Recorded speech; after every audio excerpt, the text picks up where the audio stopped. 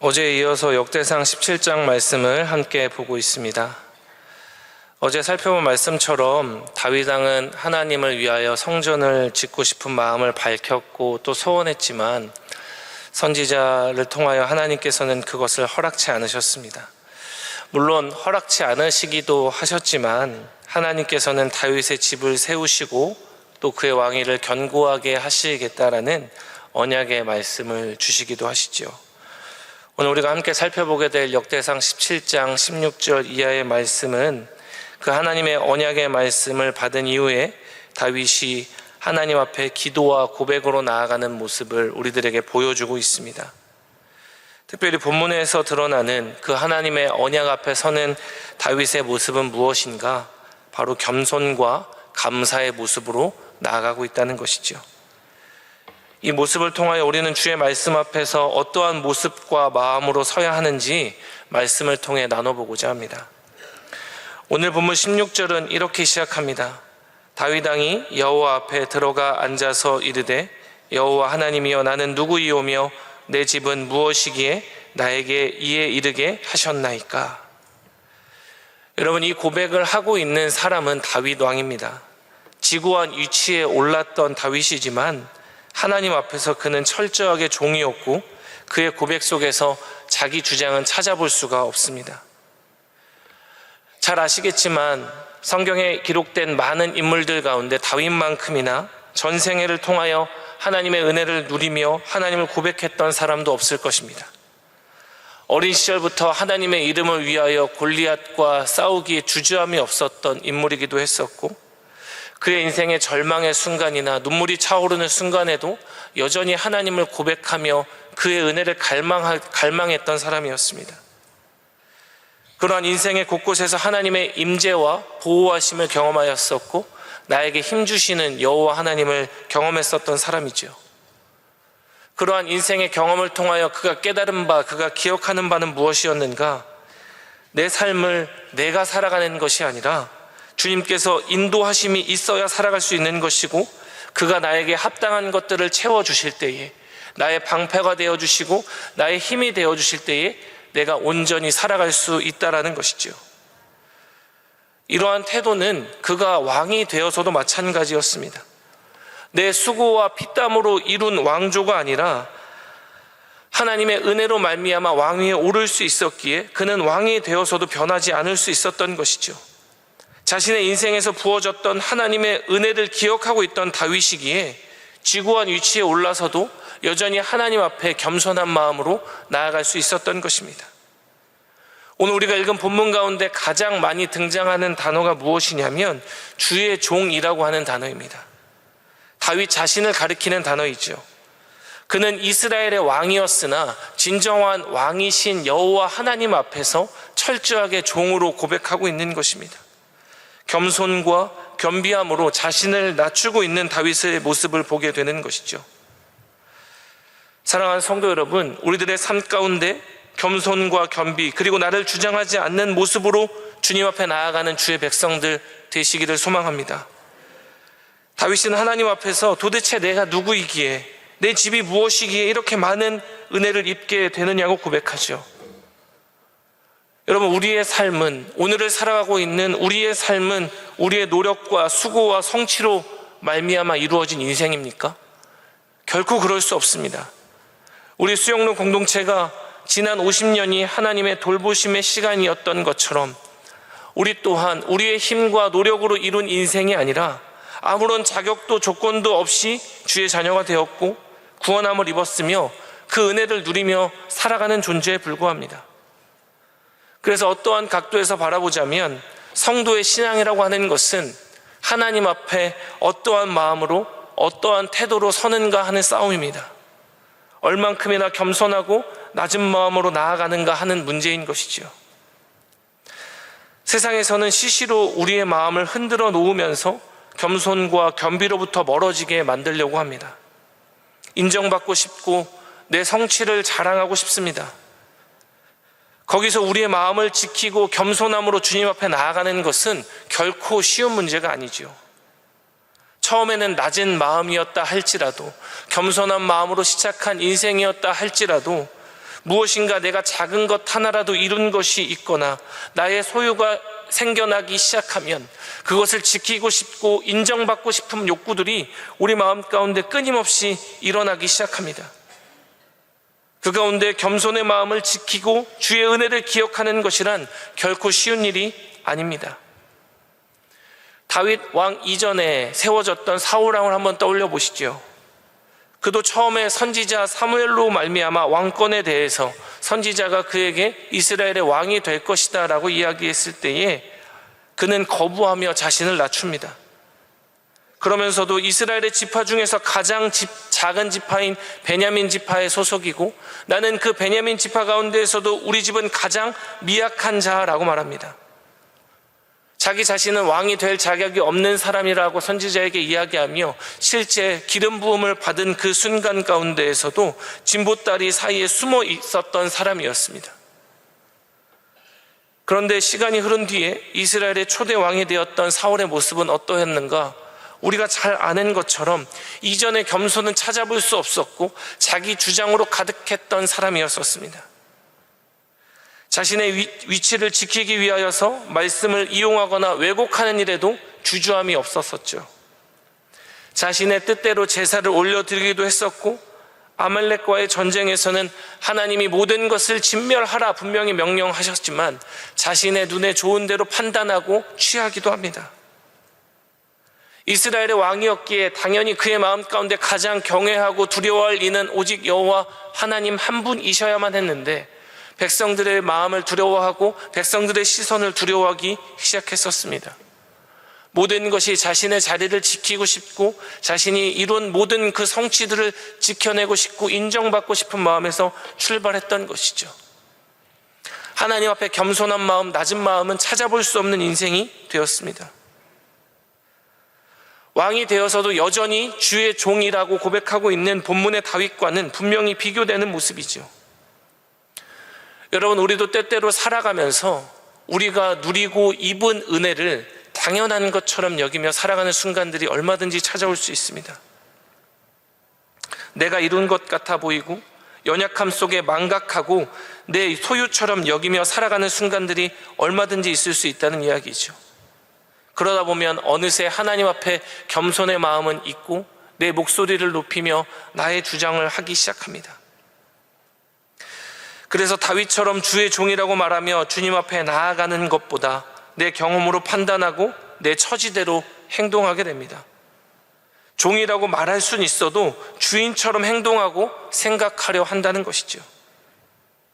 사랑하는 성도 여러분, 앞서 말씀드렸던 것처럼 어찌 보면 우리의 신앙은 어떠한 마음으로 어떠한 태도로 하나님 앞에 서는가 하는 싸움입니다.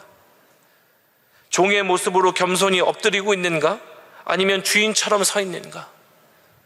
오늘을 살아가는 저와 여러분들의 모습 가운데에 다윗처럼 겸손함으로 주님 앞에 서기에 주저함이 없는 저와 여러분들 되시기를 축원드립니다.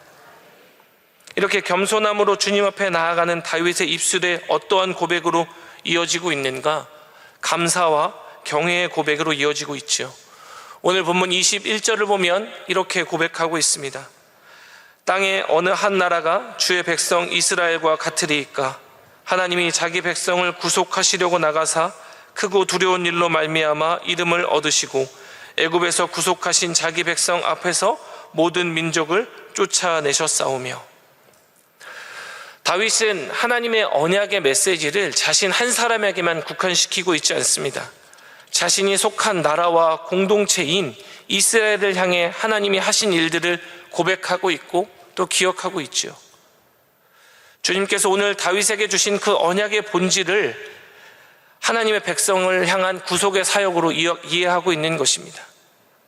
잘 아시는 것처럼 출애굽할 당시에 하나님께서는 이스라엘 백성을 제사장 나라 거룩한 백성으로 삼으셨습니다. 곧 하나님의 백성으로 삼으신 것이죠. 하나님께서는 그들의 진정한 왕이 되셔서 그들을 통치하시고 다스리시며 지키시고 보호하셨습니다. 그 모든 모습들이 곧 이스라엘의 역사가 되었습니다.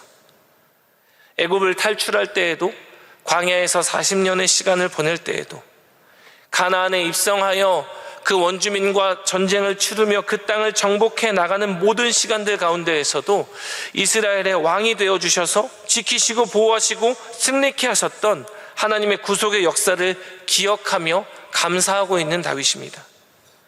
그래서 주를 경외하며 고백하고 있는 것이죠. 하나님, 이 땅에 어느 나라가 이스라엘과 같을 수 있습니까? 하나님이 구속하여 준 백성입니다. 하나님이 택하여 준 백성입니다. 우리야말로 하나님의 백성이다 라고 고백하고 있는 것입니다. 본문 가운데 등장하고 있는 구속이라고 하는 표현은 히브리어 원문으로 해석해 보자면 노예를 값을 치르고 해방시켜 주다라는 의미입니다. 세상의 속박과 죄의 굴레에서 우리에게 자유를 주셨고 뿐만 아니라 모든 민족 가운데 승리하게 하신 하나님의 은혜를 경험하고 또 고백하고 있는 것이죠. 이스라엘 백성들을 애굽으로부터 탈출시키고 광야에서 시간을 함께 보내었던 모세는 가나안 입성을 앞두고 있는 이스라엘 백성들에게 신명기 33장 29절 말씀을 통해 이렇게 말합니다. 이스라엘이여, 너는 행복한 사람이로다. 여호와의 구원을 너같이 얻은 백성이 누구냐? 그는 너를 돕는 방패시요 내 영광의 칼이시로다. 내 대적이 내게 복종하리니 내가 그들의 높은 곳을 밟으리로다. 이스라엘 백성이 탁월하고 능력이 있어서 이룬 성취가 아니라 하나님의 구속의 역사였었습니다. 그의 백성들에게 돕는 방패가 되어주시고 영광의 칼이 되어주셔서 모든 두려움으로부터 모든 대적으로부터 승리케 하신 하나님의 역사였던 것이죠. 다윗은 이와 같이 그들을 돌보시고 승리케 하셨던 하나님의 놀라운 역사를 기억하며 주를 경외하고 감사함으로 나아가는 것입니다. 사랑하는 성도 여러분, 오늘을 살아가는 우리들 또한 주의 은혜로 말미암아 살아가는 존재들인 줄로 믿습니다. 다윗은 오늘 본문 22절에서 고백하기를 주께서 주의 백성 이스라엘을 영원히 주의 백성으로 삼으셨사오니 여호와여 주께서 그들의 하나님이 되셨나이다 라고 말하고 있습니다.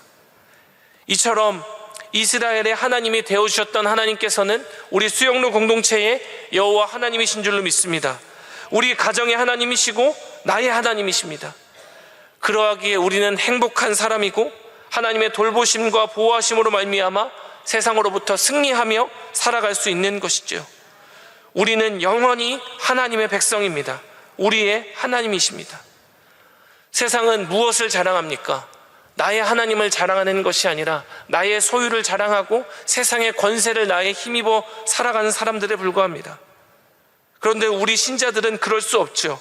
우리 힘으로 살아가고 이뤄내는 것이 아니라 오직 주님께서 우리의 하나님 되어주실 때에, 우리 수영로 공동체의 하나님 되어주실 때에 이 험악한 세상 속에서도 승리하며 살아낼 수 있는 것입니다.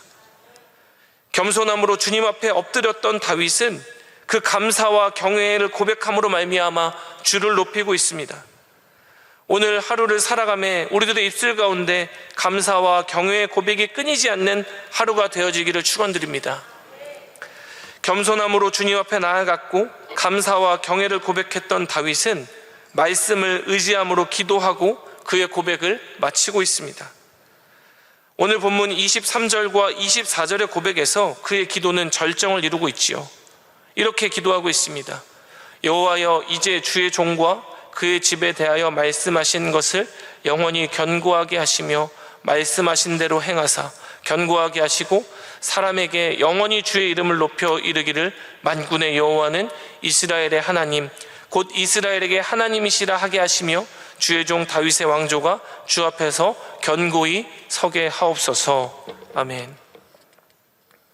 다윗은 오늘 하나님께서 주신 언약의 말씀을 의지함으로 마지막 기도를 올려드리고 있습니다. 말씀하신 대로 행하여 달라라고 기도하고 있는 것이죠. 하나님께서 다윗에게 말씀하여 주신 것처럼 모든 대적으로부터 보호하여 주시고 또한 왕조를 세워주실 뿐만 아니라 여호와 이스라엘 백성들을 견고하게 해달라라고 기도하고 있습니다. 특별히 왕으로서, 통치자로서 나라와 자신의 왕조가 견고하게 설 수 있도록 기도하고 있는 모습을 보게 됩니다. 그런데 여러분, 이 기도에 대해서 우리가 곰곰이 생각해 보아야 합니다. 이 기도를 올리고 있는 다윗 자신이 바로 왕이기 때문에 그렇습니다. 그가 이스라엘 두 번째 왕이 되었을 때 그의 왕권이 취약하였는가? 그렇지도 않았습니다. 정치적으로 군사적으로 통합을 이룬 온전한 왕이었었습니다. 그러한 통치자이고 왕이기에 그가 기도할 때에 하나님 나에게 힘 주시고 지혜 주셔서 이 나라를 부국강병하게 하여 주시옵소서라고 얼마든지 기도할 수 있지 않겠습니까? 왕으로 얼마든지 그러한 기도를 올려드릴 수 있을 것 같아 보입니다. 그런데 다윗의 기도는 그러하지 않았습니다. 주님께서 견고하게 해주셔야만 합니다. 주님께서 일하셔야만 합니다라고 기도하고 있다는 것이죠. 이 나라도 나의 가정과 다윗의 후손도 그 왕조도 결국 왕인 내가 하는 것이 아니라 하나님께서 힘주시고 세워주시고 견고하게 해주셔야 한다라고 말하고 있는 것입니다. 다윗은 처음부터 마지막까지 모든 영역에서 하나님을 의존하고 의지하고 있는 것입니다. 사랑하는 성도 여러분, 이 모습이 우리들의 모습이어야 될 줄로 믿습니다. 내가 무엇을 이루기 위해 기도하는 것이 아니라 주님께서 이루어 주셔야 한다라고 고백할 수 있어야 하는 것이죠. 내가 아무리 왕이라 할지라도 나의 왕조도 이 나라도 하나님께서 견고하게 해주셔야 온전히 세워지게 된다라는 그 믿음처럼 말입니다. 오늘을 살아가는 우리들의 가정도, 우리들의 속한 직장과 기업도, 우리가 사랑하는 이 수영로 공동체도, 이 나라도 민족도 주님께서 견고하게 해주실 때에 온전해질 수 있고 건강해질 수 있습니다. 온 생애를 다해 하나님의 은혜를 구하고 있던 다윗처럼 우리들의 삶의 모습 속에서 하나님을 더욱더 의지하고 그가 견고히 세우실 것을 기대하며 나아가는 여러분들 되시기를 소망합니다. 말씀을 정리하도록 하겠습니다. 어느 신학자는 오늘 본문에 관하여 가르쳐 이야기하기를 하나님의 주권과 다윗 언약의 절정을 이루는 본문이다 라고 해석하기도 했습니다. 하나님의 언약 앞에서 다윗은 가장 먼저 겸손하게 엎드렸습니다. 진정한 왕 앞에서 주의 종에 불과하다라고 자신을 낮추며 겸손하며 하나님을 높이는 다윗의 모습을 보게 되죠. 결단코 내 목소리를 주장하거나 높이지 않고 철저하게 낮아진 모습으로 주님 앞에 나아갔습니다. 그러한 그의 입술에는 여호와를 향한 감사와 경외의 고백이 가득했었죠. 어느 나라가 이스라엘과 같을 수 있겠느냐고, 하나님께서 우리의 하나님이 되어주신다라고 고백하고 있습니다. 결국 그 고백이 다윗의 왕조와 속한 이스라엘을 견고하게 해달라는 언약을 의지하는 기도로 나아가게 되죠. 다윗의 이러한 고백과 기도 속에는 진정한 왕이신 여호와 하나님을 의지하고 나는 겸손하게 낮아진 모습들로 가득했기에 가능했던 모습들이었습니다. 여러분, 우리들의 삶의 모습이 이러해야만 합니다. 내 목소리를 높이고 나의 주장으로 점철된 인생이 아니라 주님께서 나를 살게 하시고 이끌어 가시는 여호와 하나님이시기에 낮아지고 그를 고백하며 언약의 말씀을 의지하는 것이 우리들의 삶의 모습이어야 하는 것이죠. 오늘 우리가 예배를 시작하며 불렀던 찬송가 543장의 후렴은 이렇게 고백합니다. 세월 지나갈수록 의지할 것뿐일세, 무슨 일을 당해도 예수 의지합니다. 이 찬양의 고백대로, 그리고 오늘 본문의 다윗의 고백대로 진정한 왕을 고백하며 나아가는 저 여러분들 다 되어주시기를 다시 한번 주님의 이름으로 축원드립니다. 우리 시간 나눈 말씀 붙들고 주여 한번 부르짖고 기도하시다가 각자 삶의 자리로 나아가도록 하겠습니다. 주여 한번 부르짖고 기도하며 나가겠습니다.